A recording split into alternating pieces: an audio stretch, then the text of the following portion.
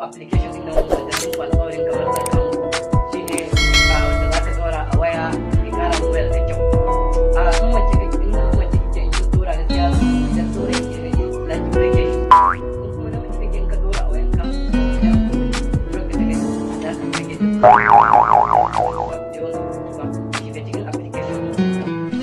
Assalamu alaikum wa rahmatullahi wa barakatuhu.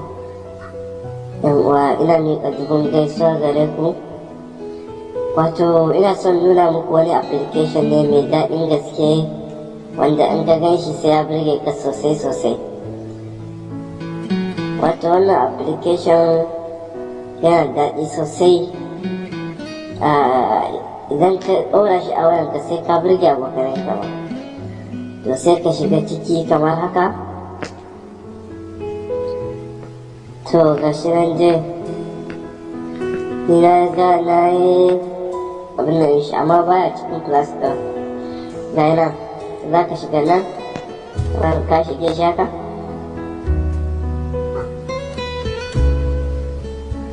To irin ka shige shi haka to nan kama wannan abubuwa to sai ka danna ɗaya cikinsu.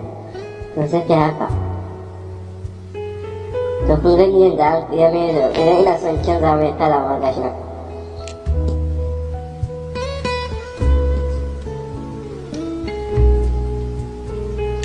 To kun dai gani yadda yake. To sai mu je ƙasa.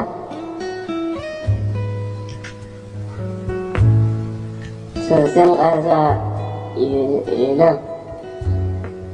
Sai mu ƙara shiga wannan haka.